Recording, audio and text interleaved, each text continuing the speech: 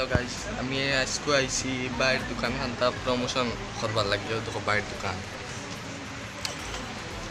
দেখো বাইয়ে সরম কথাও দেখো ভাই। না ভাই শরম নাই।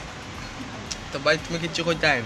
আমি কিতা করতাম ভাই, নয়া দোকান খুলছি হিসাবে লাইক সাবস্ক্রাইব পাইতাম, এলা কিন্তু মানে ভিডিও বানাই আর ভাই।